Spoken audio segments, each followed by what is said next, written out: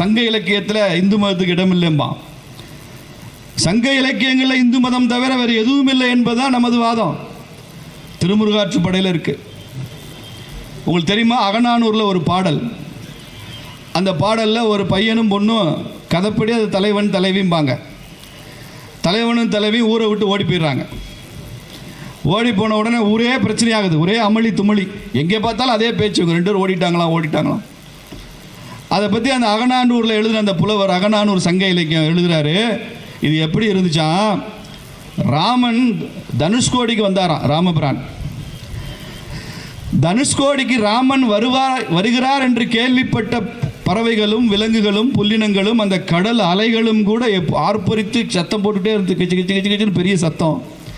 ஆனால் எப்போ ராமன் தனுஷ்கோடிக்கு வந்தானோ, அது மாதிரி எப்போ இந்த ஓடிப்போன 2 தலைவனும் தலைவியும் திரும்ப ஊருக்குள்ளே வந்தாங்களோ, இந்த பேச்சே முழுமையாக அடங்கி போச்சு. ராமன் தனுஷ்கோடிக்கு வந்தவுடன் கடல் அலை உட்பட எப்படி எல்லாம் அமைதியானதோ, அது மாதிரி அவங்க 2 பேரும் வரும்போது ஊரே அமைதியாச்சுன்னு வர்ணனையா ராமாயணம் அகநானூரில் இருக்குடா லூசு, படிச்சு பாரு. அகநானூரில் இருக்கு. காயசண்டிகை பசியை பற்றி மணிமேகலை எழுதியிருக்கார் சீத்தலை சாத்தனார். காயசண்டிகைக்கு என்ன சாப்பிட்டாலும் பசி தீராது. அதற்கு அவர் சொல்கிற உதாரணம் என்ன தெரியுமா, ராமன் இலங்கைக்கு போகிறப்ப பாலம் போட்டானே, எப்படி ஒவ்வொரு கல்லாக தூக்கி தூக்கி தூக்கி அந்த வானர சேனை போட்டு எவ்வளவு கல் போட்டும் கூட அந்த கல்லையும் தாண்டி கடல் மேலே எழும்பி வந்து அந்த கடல் மேலே பாலம் அமைப்பது சிரமமாக இருந்ததோ, அது மாதிரி இந்த காயசண்டிகைக்கு எவ்வளவு பசி சாப்பாடு போட்டாலும் எப்படி அந்த சேது பாலம் கட்டுறதுக்கு கஷ்டப்பட்டான ராமன், அது மாதிரி காயசண்டிகை கஷ்டப்படுறான்னு மணிமேகலையில் இருக்கு. மணிமேகலை சங்க இலக்கியம், 5 பெருங்காப்பியங்களுள் ஒன்று மணிமேகலை. ராமாயணம் இருக்கு, மகாபாரதம் இருக்கு, எல்லாம் சங்க இலக்கியங்கள் இருக்கு. நான் பக்தி இலக்கியங்களை பற்றியே பேசவில்லை.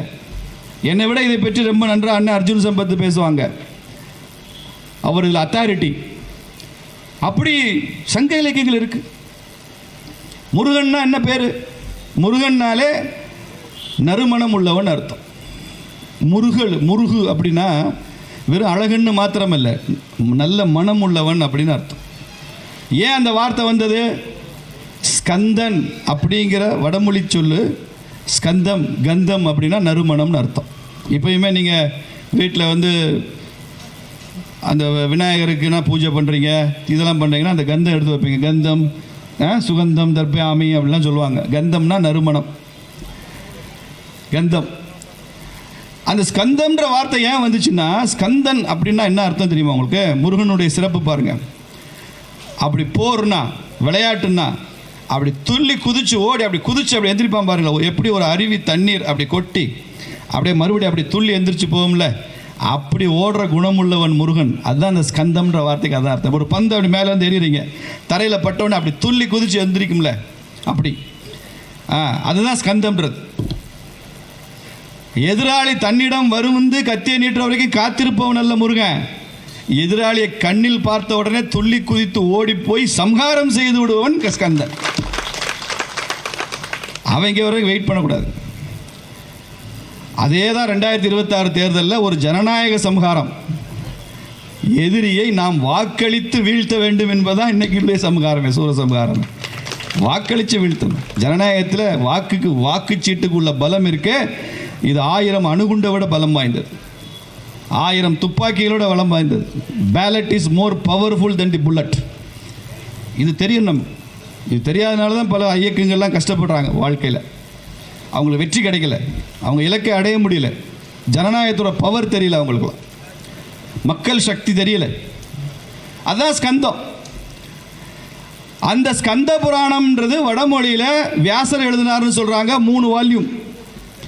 முருகன் தமிழ் கடவுள் சொல்கிறானே, முருகன் தமிழ் கடவுள்னா சமஸ்கிருத இலக்கியத்தில் ஸ்கந்த புராணம் 3 பிரம்மாண்டமான தொகுப்பு எப்படி வந்துச்சு?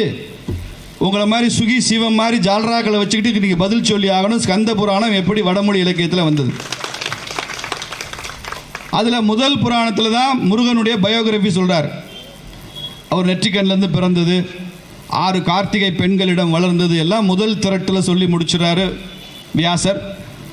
வடக்க என்னென்ன ஒரு வழக்கம், ஒரு தொகுப்பை எழுதுனது யாருன்னு தெரியாட்டி அதுக்கு வியாசர்னு பேர் வச்சிடும். வியாசர் எழுதினாருன்னா வியாசரே எழுதினார் அர்த்தம் இல்லை.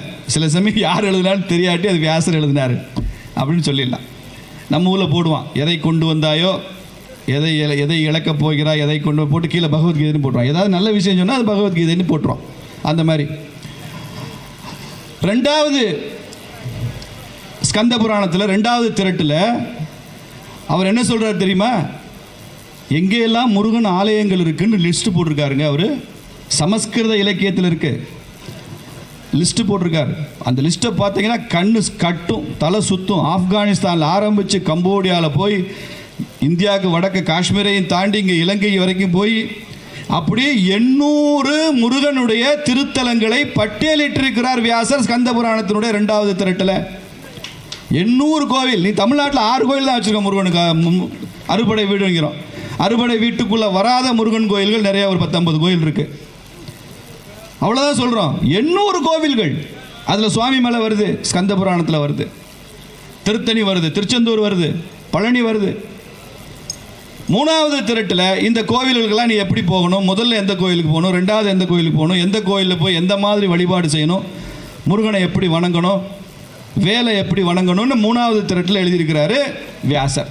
இதெல்லாம் வடமொழியில் சமஸ்கிருதத்தில் இருக்குது. 800 ஆலயங்கள் முருகனுக்கு இருக்குது. எங்கள் அப்பா முருகனுக்கு. நீ அதை 8 ஆலயத்துக்குள்ளே அடக்க பார்க்குற. முத்தமிழ் முருகனுங்கிற. முத்தமிழ் முருகன் இட மூவுலகுக்கு முருகன். அவர் மூவுலகன் முருகன்னு சொல்லு. அந்த ஸ்கந்த புராணத்தை தமிழ் படுத்தின கச்சியப்ப சிவாச்சாரியார் அந்த முதல் திரட்டை மாத்திரம் தமிழ் படுத்தியிருக்கார். அதில் முருகனுடைய வரலாறு சொல்லியிருக்கார். கந்த புராணம் தமிழில் கந்த புராணம், அங்கே ஸ்கந்த புராணம் இஸ்ஸு சேரும்.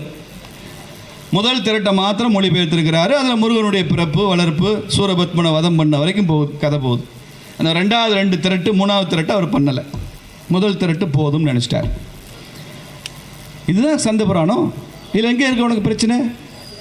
முருகன் தமிழ் கடவுள், தமிழ் கடவுள், தமிழ் கடவுள் தான். தமிழுக்கும் கடவுள், இந்தியாபுரம் கடவுள், இந்தியாபுரம் கடவுள். 18 புராணங்கள் இருக்கு வடக்க சமஸ்கிருத மொழியில். உங்களுக்கு சொல்கிறேன், ஒரு தகவல் சொல்கிறேன். அந்த 18 புராணங்களில் ஸ்கந்த புராணம் ஒன்று. 17 புராணங்களும் சேர்ந்து 80,000 ஸ்லோகங்கள் தான் இருக்குது. வடமொழி இலக்கியங்களில் இருக்கிற 17 புராணங்களிலும் சேர்ந்து 80,000 ஸ்லோகங்கள் இருக்குது. ஸ்கந்த புராணத்தில் மாத்திரம் 87,000 ஸ்லோகங்கள் இருக்குங்க. முருகனுக்கு மிகப்பெரிய அங்கீகாரம், மிகப்பெரிய முக்கியத்துவத்தை வடமொழி இலக்கியங்கள் சமஸ்கிருதம் கொடுத்துருக்கு. இதெல்லாம் தெரியுமா அவனுக்கு? மகாகவி காளிதாசர் எந்த மொழியில் பாட்டு எழுதினாரு? சமஸ்கிருதம். தமிழில் ஒரு சினிமா வந்திருக்கு, மகாகவி காளிதாசன். உஜ்ஜயினில் இருந்தவன், ஆடு மேய்ச்சவன், காளி அவன் நாக்கில் எழுதினதுக்கப்புறம் மகாகவியாக மாறினவன். அவர் எழுதின மிகப்பெரிய இலக்கியம் குமார சம்பவம். சாகுந்தரம் எழுதியிருக்கான், ரகுவம்சம் எழுதியிருக்கான், மேகதூதம் எழுதியிருக்கான். அதற்கு இணையாக மிகப்பெரிய சமஸ்கிருத இலக்கியம் குமார சம்பவம். குமார சம்பவம் என்ன கதை? முருகனோட பிறப்பு, வளர்ப்பு, சூரபத்மனை வதம் பண்ண வரைக்கும் அந்த கதைக்கு பேர் குமார சம்பவம்னு பேர். எழுதினவன் காளிதாசன். தமிழன் இல்லை, எழுதின மொழி சமஸ்கிருத மொழி, வடமொழி. அப்போ இதுதான் ஆரிய கடவுள். தமிழில் முருகன்னு சொல்கிறோம், இங்கே கார்த்திகேயன்னு சொல்கிறோம். எனக்கு வட இந்தியாவோ தென்னிந்தியாவோ மேற்கோ கிழக்கோ முருகனுக்கு சந்நிதி இல்லாத எந்த ஒரு சைவ திருக்கோயிலும் இந்தியாவிலே கிடையாது. எல்லா இடத்துலையும் இருக்குது. இங்கே முருகன்னு சொல்கிறோம். கேரளாவில் போனால் சுப்பிரமணியன்பாங்க. கேரளாவில் சுப்பிரமணியங்கிற பேர் தான் ரொம்ப பிரபலம். ஆந்திராவில் போனீங்கன்னா சுப்பா நாயுடுன்னு பேர் கேட்டிருக்கீங்களா? சுப்பா ரெட்டின்னு பல பேர் வச்சுருப்பான், பார்த்துருக்கீங்களா? ஆந்திராவில் சுப்பானா என்ன? சுப்பிரமணி, முருகன் பேர். நீ முருகன் வச்சுருக்கேன், அவன் சுப்பா ரெட்டின்னு வச்சுருக்கான், சுப்பா நாயுடுன்னு வச்சுருக்கான். முருகன் பேர் தான் அது. கர்நாடகாவுக்கு போனால் அங்கே எல்லாமே குமாரசாமின்னு பேர் வைப்பான். முருகனுக்கான பேரெல்லாம் குமாரசாமின்னு பேர் வச்சு அதுக்கு முருகன் பேருன்னு அர்த்தம். குமார் என்ற வார்த்தை இந்திய மொழிகளில் எந்த மாநிலத்தில் இருந்தாலும் அது நமது முருகனை குறிக்கிற சொல் என்பதை இந்த கூட்டத்தில் நான் இங்கே பதிவு செய்கிறேன். குமார்னு பேர் வச்சா முருகன். பீகாரில் முதலமைச்சர் நிதிஷ்குமார் முருகன் பேர் வச்சிருக்கான். அந்தால புகழ்பெற்ற ஹிந்தி நடிகர் திலீப் குமார் முருகன் பேர் வச்சிருக்கிறார். குமார் எங்கே பேர் வச்சாலும் முருகன் பேர் தாங்க. அப்போ ஒரு pan Indian god Murugan. Rama Janmabhoomi judgement இருக்கே, யாராவது எதிர்ப்பு தெரிவிச்சானா? எதிர்பார்த்தி கூட அப்பீலுக்கு போக மாட்டேன்ட்டான். அப்படி அப்படி ஜட்ஜ்மெண்ட் எங்கேயும் கிடையாது. அது மட்டும் இல்லை, அந்த ஜட்ஜ்மெண்ட் வந்ததுக்கு பிறகு யாராவது செலிப்ரேட் பண்ணானா? இல்லை. யாராவது தர்ணா பண்ணானா? இல்லை. நீங்க பாருங்க எப்படி ராஜ்யம் உள்ளபடியே ராமராஜ்யம் நடந்து கொண்டு இருக்கு. அந்த ஜட்ஜ்மெண்ட்டுக்கு எதிராக பாதிக்கப்பட்டு வீதியில் வந்து யாரும் போராடவில்லை, போராட்டம் நடத்தல. சரி, யாராவது செலிப்ரேட் பண்ணானா? ஒரு பட்டாசாவது இந்தியாவில் வெடிக்கப்பட்டதா? இல்லை. ஏன் நம்ம வழிகாட்டுறவங்க எல்லாரும் இப்போ என்ன முடிவில் இருக்காங்க? யாரையும் நாம் துன்பப்படுத்துறோம் மனசை, ஆனால் நியாயத்தை நாம் செயல்படுத்தாமல் இருக்கப்படாது. இப்போது கோர்ட்டில் ஜட்ஜ்மெண்ட் வருது, அவர் பாரபட்சமாக தீர்ப்பு கொடுத்துட்டார், நடுநிலையாக கொடுக்கணும்னா என்ன பண்ணுறது?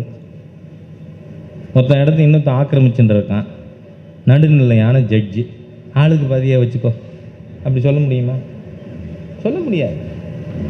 நியாயம் எது, உண்மை எது, அதைத்தான் சொல்ல முடியும். அதனால் இந்த தேசத்தில் பாரதி சொன்னதை போல் தனி ஒருவருக்கு உணவில்லையெனில் ஜகத்தினை கொளுத்தி அடித்து, அந்த மாதிரியாக பாதிக்கப்பட்ட சமுதாயங்கள் 67 இருக்கு. வறுமை கோட்டு கீழே இருக்கிற சமுதாயங்கள், அவர்கள் வெறும் 3% எல்லாம் இல்லை, 17% உள்ள சமுதாயங்கள். ரெட்டியார்லேருந்து, நாயுடுலேருந்து, முதலியார்லேருந்து, பிள்ளமார்லேருந்து, செட்டியார்லேருந்து, பிராமணர்கள் வரை. அதனால் இந்த உலகத்துக்காக, லோகக்ஷேமத்திற்காக நீங்கள் பார்த்தீங்கன்னா வேதங்கள், உபநிடதங்கள் இதெல்லாம் அடுத்தவனுக்காக பிரார்த்தனை பண்ண சொல்லியிருக்கு, தனக்காக சொல்லலை. அதனால தானே என்னவோ எல்லாரையும் கூப்பிட்டு சொல்கிறத விட நாங்களே வந்து எல்லாருக்குமா பேசுகிறோங்கிறதுக்காக இது போட்டிருக்கோன்னு நினைக்கிறேன் நான். இயல்பு. ஆனால் நாம் என்ன செய்யணும்? ஒரு முயற்சி. என்றைக்குமே the constructive minority leads the nation. அதனால் ஒரு கேட்டலிஸ்டாக, கன்ஸ்ட்ரக்டிவ் மைனாரிட்டியாக அனைவருமே இந்த 20-25 நாளில் தொடர்பு கொண்டு ஒரே பிளாட்ஃபார்முக்கு கொண்டு வரணுங்கிறேன் நான். அப்போ தான் இந்த பிளஃபை வி கேன் கால். இந்த வீரமணி மாதிரியா, அதாவது நம்ம உளர்றமே, பொய் சொல்கிறோமே, அடுத்தவன் தப்பாக நினைப்பானுங்கிற லஜ்ஜையே கிடையாது இந்த கும்பலுக்கு. இல்லைன்னா ராஜராஜ சோழனை முட்டாள் ராஜா, வெங்காயம், அவனுக்கு ராஜான உடனே எம்பேர் ஞாபகம் வந்துடுறது, உடனே வெய்ய ஆரம்பிச்சுடுறான். சரி, இன்னைக்கு தஞ்சை பெரிய கோயில் இந்த நாட்டினுடைய ஆர்கிடெக்சரல் எக்ஸலன்ஸுக்கு இருக்கிற ஒரு எம்பாடிமெண்ட், இந்த நாட்டினுடைய இன்ஜினியரிங் எக்ஸலன்ஸுக்கு ஒரு எம்பாடிமெண்ட். ஆனால் அதற்கு முந்தின ராஜாவை முட்டாள் ராஜாங்கிறான், இவன் பகுத்தறிவாதியான். என்ன யோசிச்சு பார்க்கணும் நம்ம. ஏன் சொல்கிறான்? அதை தெளிவாக ஈவேரா சொல்கிறார். உன்னுடைய முன்னோர்கள் யாராக இருந்தால் உனக்கு என்ன? உன்னுடைய முன்னோர்கள் சொன்னது என்னவாக இருந்தால் உனக்கு என்ன? எதுவுமே ஏன் வார்த்தை கிடையாது. இளைஞர்களுக்கு, இப்பொழுது இருக்கின்ற நம்முடைய இளைய சமுதாயத்துக்கு இதெல்லாம் தெரியாதுங்கிறதுனால சொல்கிறேன். அதனால் நாம் யார், ஏன்னா நான் யார் என்பதை நான் உணர்வது தான் என்ன சொல்கிறோம் நம்ம, அந்த self realisation. That is the ultimate goal of any human being. அதனால் நிச்சயமாக பாரதிய ஜனதா கட்சி சர்க்கார் ஏற்கனவே நாம் ஆட்சியில் இருக்கின்ற எல்லா மாநிலங்களிலும் இதை செயல்படுத்திட்டோம். ஈவன் ஆந்திரா, தெலுங்கானா எல்லா மாநிலத்திலையும் இது செயலாக்கத்துக்கு வந்தாச்சு. இது மத்திய அரசு இயற்றிய இந்த சட்டம் தமிழ்நாட்டில் செயல்படுத்தப்பட வேண்டும். அதற்காக இங்கு அனைவரும் சேர்ந்து, அழுத புள்ள தான் பால் குடிக்கும், இல்லைன்னா அம்மாவே என்னென்னப்பா அதுக்கு வயிறு பசிக்கலை போல இருக்கு.